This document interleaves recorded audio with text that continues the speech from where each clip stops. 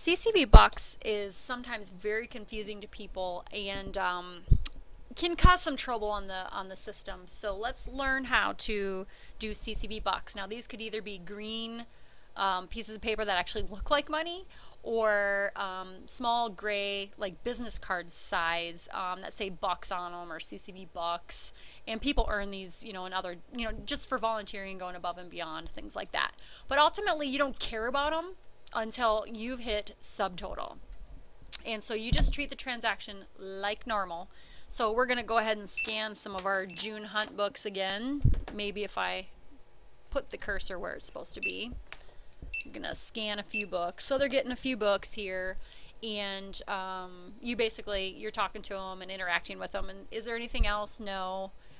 Now we subtotal. Now, how are you going to pay with these? This is the same whether it's bucks, a gift card, cash, check, charge. Doesn't matter. Doesn't matter until you've hit subtotal. Oh, okay, so you're just a normal member. You're not staff. You're not anybody. Oh, okay, you have a $5 bucks. All right, so I have the bucks in hand right here, 500, and I click bucks. If you would have clicked bucks beforehand, just like the cash button, it's going to say whatever the amount due, $12, that they gave you $12 in bucks.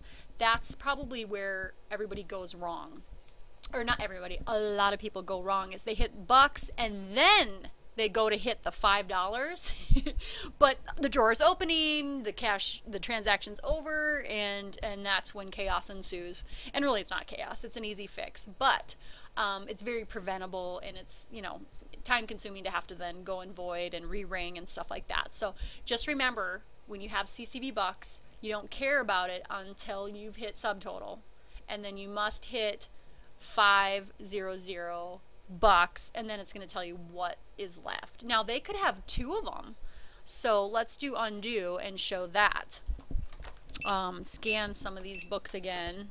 I've hit subtotal, and let's say they have two of them, so you're going to enter $10, and you're going to hit, whoa, let's try that again, $10 and hit bucks. So now they only owe you two. And if they have three of them, that'd be 15. They're not going to get their change back. You're going to just hit $12 bucks, and then the bucks are gone. They don't get any change or anything like that. And then one thing to remember is, I'm going to hit undo. Yes. There's a button called reprint transaction. Go ahead and reprint the receipt and staple it to the bucks at the end.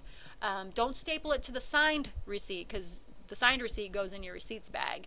You give them their receipt, but then you print an extra receipt and then you staple it to the CCV Bucks.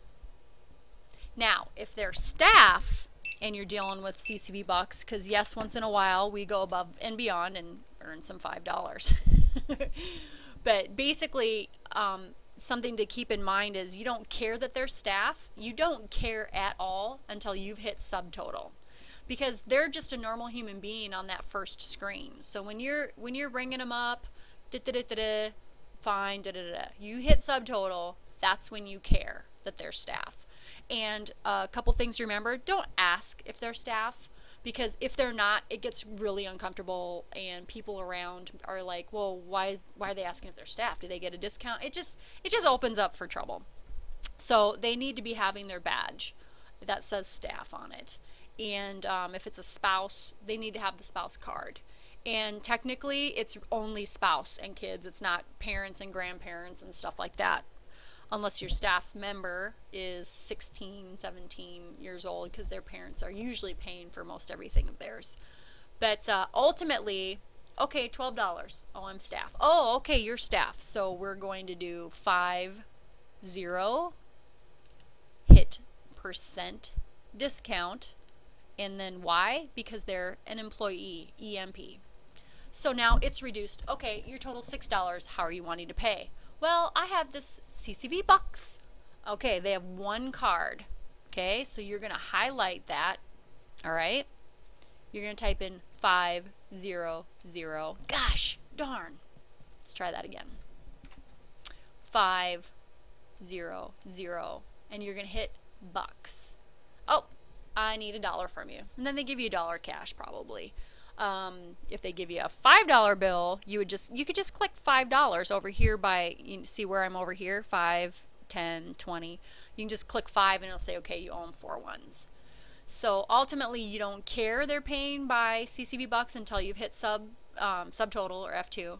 And then you don't care that they're staff until you've hit subtotal or F2, because then you can start applying discount and then pay with the bucks. And then, yeah, it's very scary the first few, but ultimately that's what happens. And when in doubt, you're not sure something, I just don't dare go on. Just hit undo, and start over. It's that simple. No one's going to get mad at you, especially if they're staff. They're going to understand.